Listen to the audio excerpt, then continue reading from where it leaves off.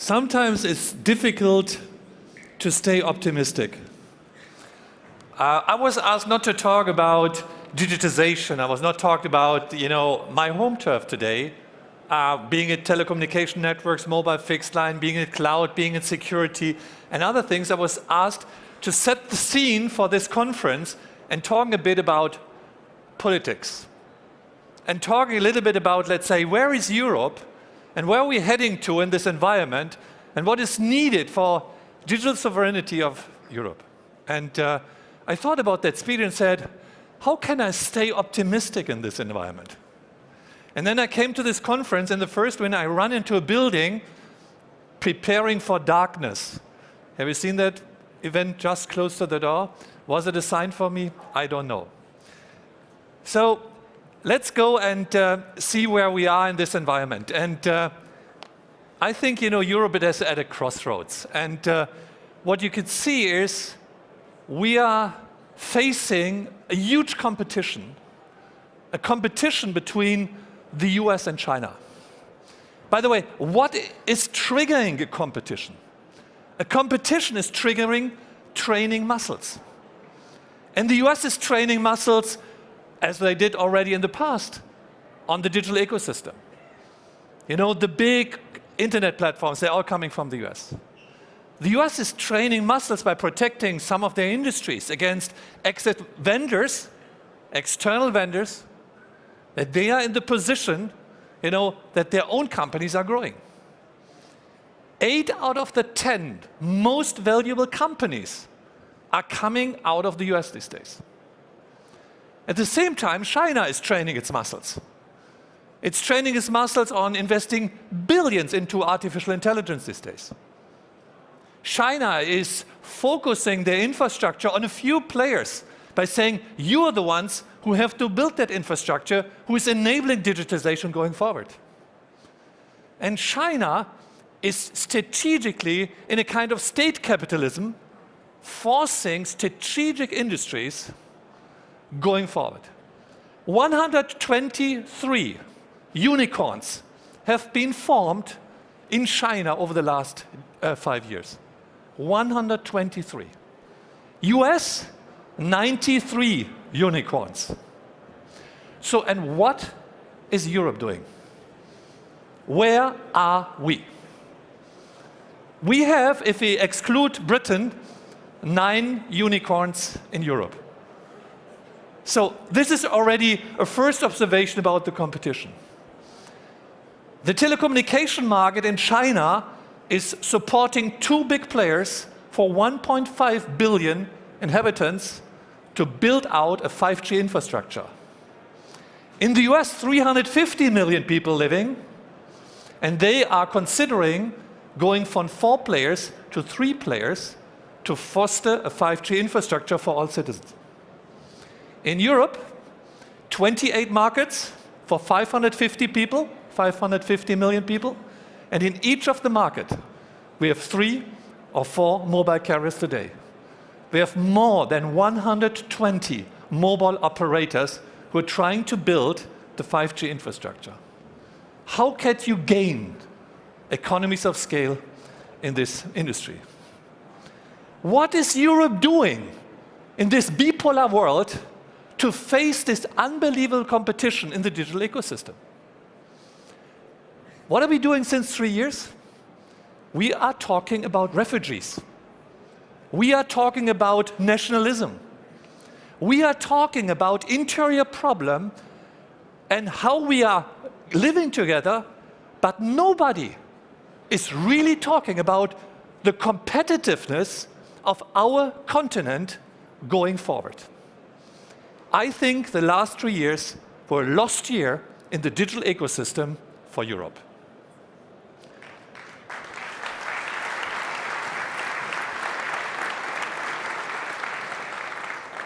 If you ask citizens, and I want to relax you a little bit because I'm so positive, I want to relax you. If you ask citizens about what they think about Europe, here is the answer. Guys, I don't think that we are aware about the relevance of Europe going forward. This is a freedom appeasement project. Europe is a project of wealth. Europe is a project of open trade. Europe has been a project of migration of work and labor force across the borders. It has been a symbol of freedom and even ethical standards. And I think if we want to keep our competitiveness going forward, we have to strengthen Europe, and we have to strengthen the European competitiveness in the way going forward. By just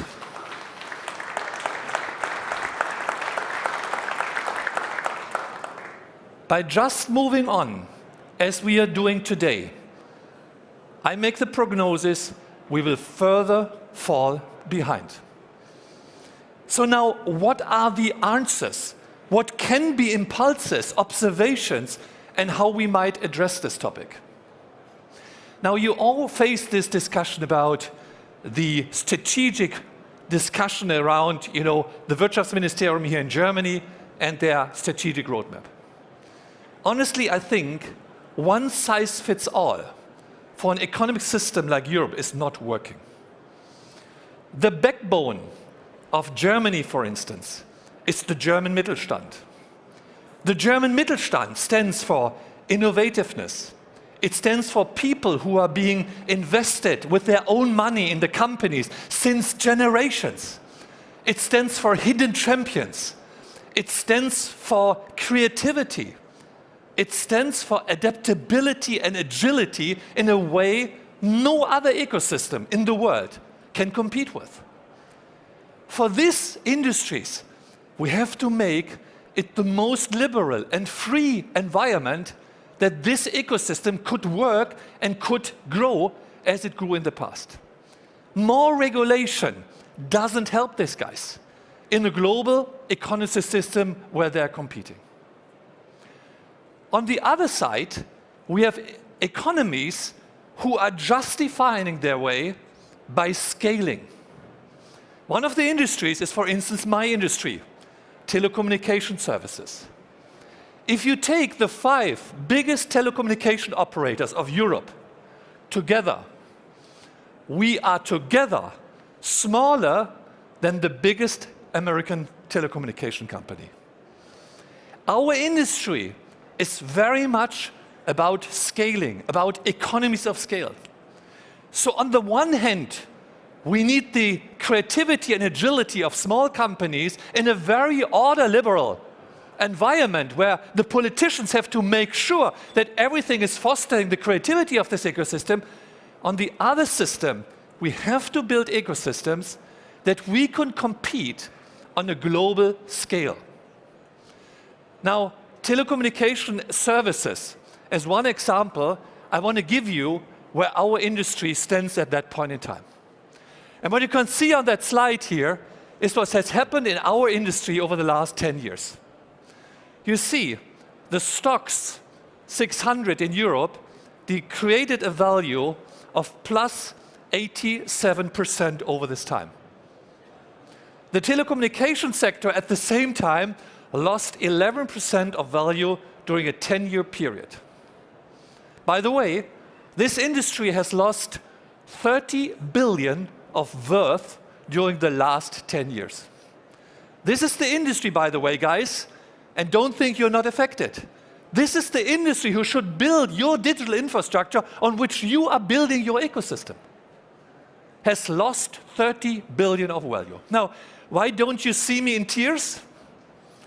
Because only 50% of my business is in Europe. The other 50% of my business is in the US. And the US is the best telecommunication market in the world. So Deutsche Telekom is very well positioned on the one side in the best telecommunication market, and on the other side in the worst sector of the European capital markets, which is the European telecommunication sector. Now, what has happened over the last 10 years is we had a focus on termination rates being reduced, on roaming rates being reduced, We had the enforcement of free riders who are not investing in infrastructure but being enabled to use our infrastructure at low rates. By the way, by enabling this, we have lost our control about our retail pricings. We have seen adverse regulation, no single market for Europe.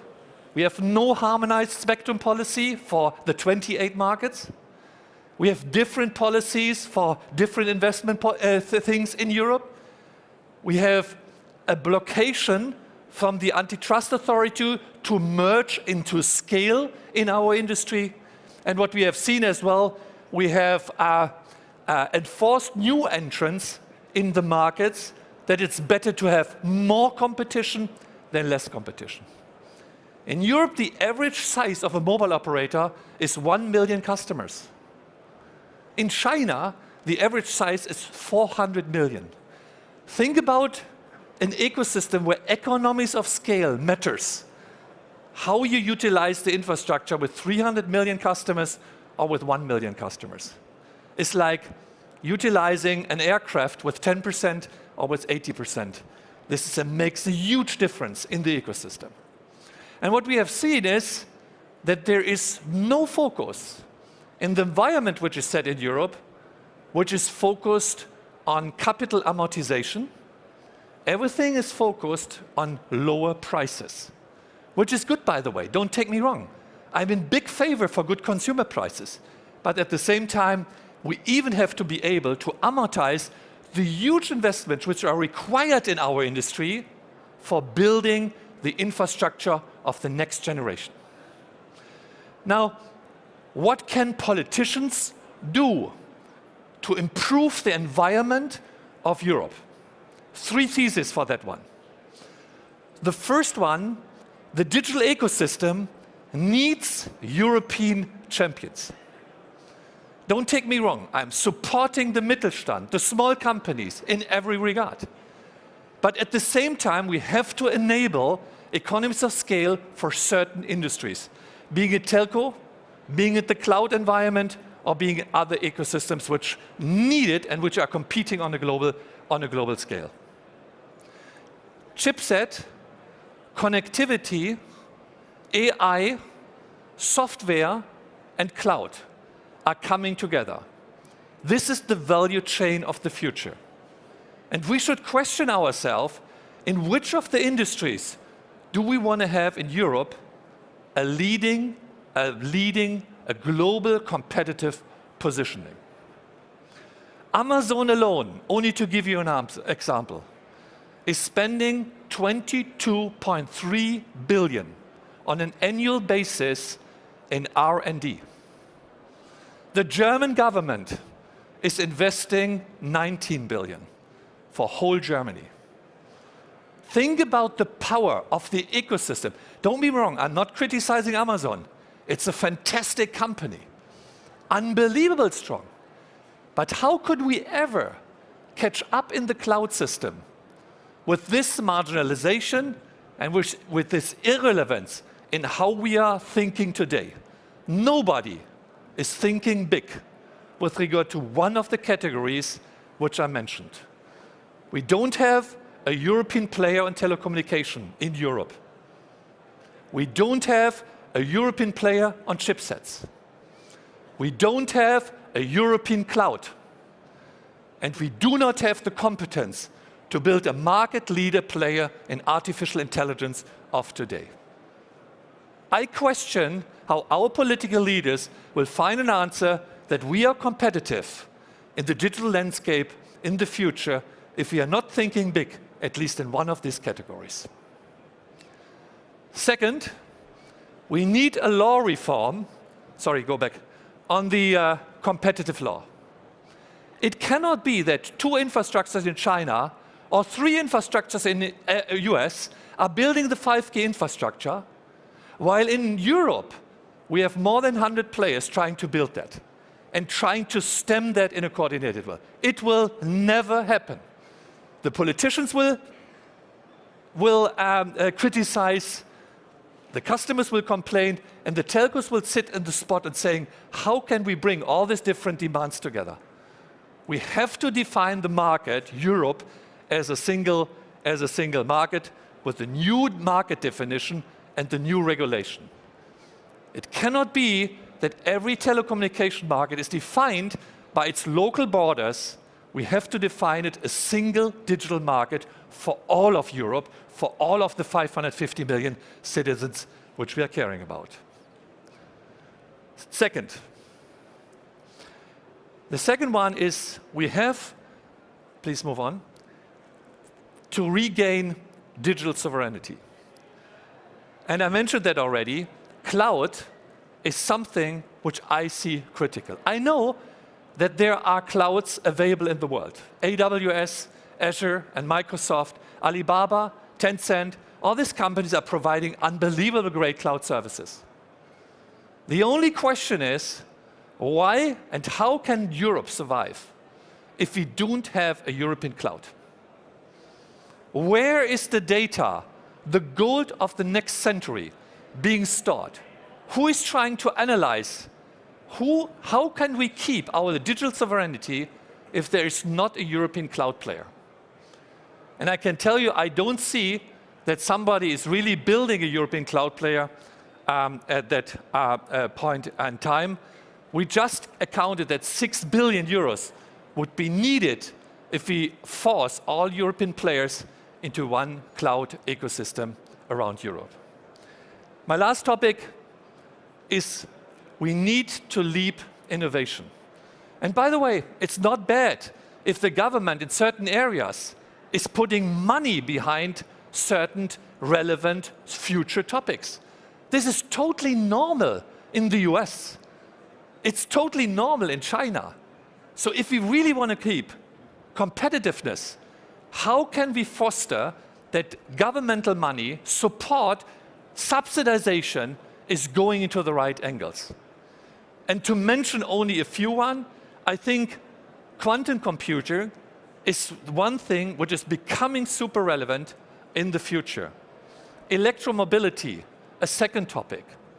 Then the topic of batteries, or for our mobile society, or the idea of biotech, are areas where I believe Europe has to jointly invest into a competitive advantage in the future. And there should be tax incentives for R&D and tax incentives for venture capitalists that they are able, if they make losses with their ventures, that they could use this tax loss carry forwards for future investments in their ecosystems. This would attract even the venture capital market for our businesses. So these are the three topics: digital sovereignty, European champions in certain areas where we have to scale on a global basis, and the last topic, the idea of leap innovations, which are subsidized from a European government. This would be answers to catch up on the competition which is going on in this world. Look, I'm not here for just asking and complaining about the setup. Managers have to manage under certain interdependencies. We all have to do this in the interdependencies in which we are acting. And this is the same for Deutsche Telekom. So the setup of what we're doing, and we are trying everything, is to do and to support the ecosystem in which we are all working in the future, even more than today. We are investing 11.7 billion into technology infrastructure in this year alone. 5.4 billion only in Germany on an annual basis. Now think a moment about the magnitude of 5.4 billion which we are investing. And our ambition going forward is that we are investing into an infrastructure which is covering 99.3% of the population of Germany by 2020. We're going to have an infrastructure with guaranteed 100 megabit by 2022, and we will have 5G for 90% of the population by 2025. These are the assumptions which we are currently having for our build-out. But just allow me one comment on the current auction which is going on. Yesterday, we achieved an auction value of 4.6 billion. Now, this might here is good for the finance minister and for the tax offices. But 4.6 billion, with this industry is already willing to pay for the spectrum, stands for 23,000 mobile sites, which this industry cannot build anymore. In the last 10 years, this industry in Germany has paid more than 40 billion to the government for getting the spectrum. And by the way, we have to buy the spectrum, otherwise we are not able to broadcast our services. So if we don't get them, if the price is high, the money is gone. You can spend the euro only once. You can't spend the euro twice. In other countries, the spectrum gets just allocated to the players.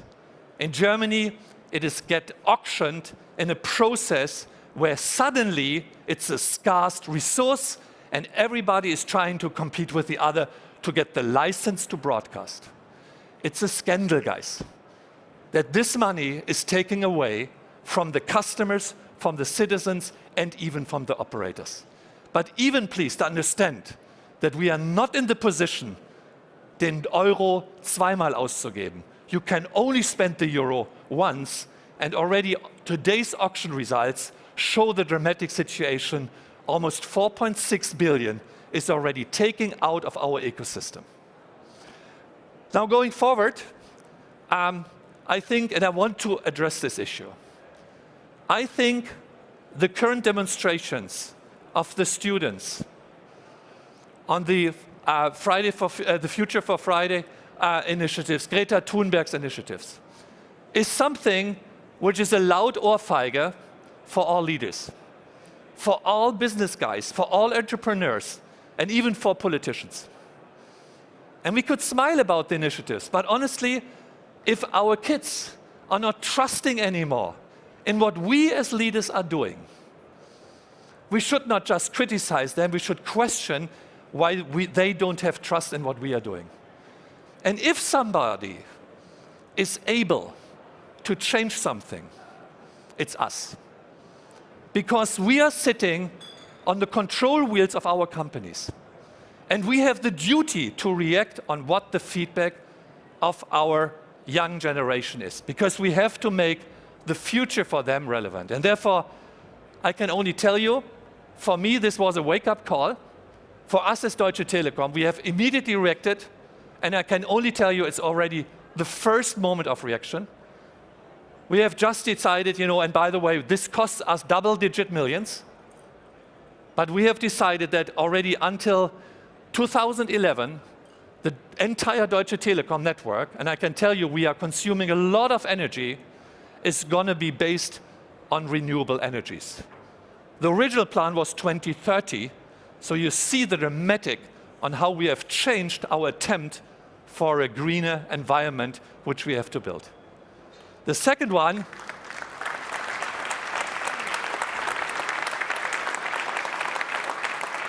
we give us a very ambitious target. And we are running the clouds for the industries. We are willing to reduce our CO2 emission by more than 90% to the current status of 2030. And we as the Deutsche Telekom team have started an initiative to significantly reduce our plastic consumption in this company. And I can tell you, if you want to win and convince the consumer of the future about the ethical standard of your company, reflect how you're operating to do. The criticism of these young people is a criticism which is addressing all of us and not just the politicians. We have a duty to react on that one, especially if we are steering the wheels. My last observation, and I like to come back to the starting point, is Europe. Guys, there's a competition going on. between China and between the US. These people are training their muscles for the digital ecosystem. And we should not sit here and discuss for ages about migrants, about nationalism, about egoisms, which we might only have. The only answer, my friends, the only answer for the wealth of the next generation, for us, lies in Europe. And I'm not a politician, but I can tell you, we have to go out of this meeting. And if you only remember one thing of my speeches, in May, there is an election. And we should not let Europe become an anti-Europe regime. We should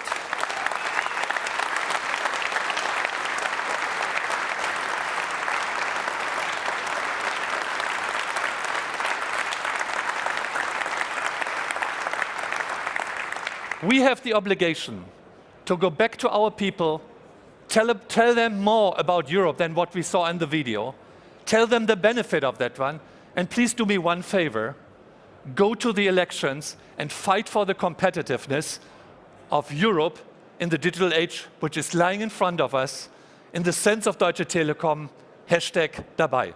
Thank you very much for listening.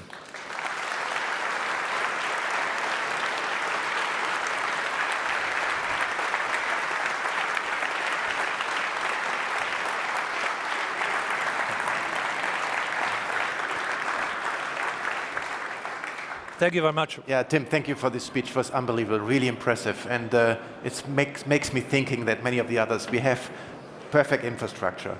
We need innovation, we need sustainability, and we have everything within Europe, but we don't use it. And the antitrust thing you mentioned before is something I don't get. Why we are so hard against ourselves in antitrust, and why we do all this stuff, while China and the US do right the opposite. Yeah. This is something I don't get, really, I don't get it. What do you think? Which is the industry we should focus on in Europe? Is there anything you're in special, or is it the German Mittelstand, or is it a few industries? Is there anything you... Look, maybe what I think is there is no competition or a contradiction between Mittelstand and global companies. There are certain economics, business models, which are only working on a global scale, where we have to form big companies. If we come to the airline industry, everybody accepts that. Yeah. Because it doesn't make sense to build hundreds of aircraft carriers. And there's certain areas where we need the creativity, where we need the hidden champions. But you know, if we always talking about, let's say, okay, we need one common system, it's not going to working. Different horses for different causes. We have to get a politician instrument that say, this is a strategic industry which we need for the digital ecosystem, like telecommunication operations. How can we make sure that this hygiene factor is working? And on the other side, we should foster, let's say, the small, agile companies in a way that they have no burdens, no regulation, in the way that they could act independently. Only the symbiosis of these two things will work. It is not that we say one size fits all, and therefore I'm criticizing the current discussion which is going on, that we only need champions. Yeah, the fast trend of it. Thank you. That's quite impressive. Tim, thank you very much. It was super impressive. Thank you. Good conference, guys. Thank you.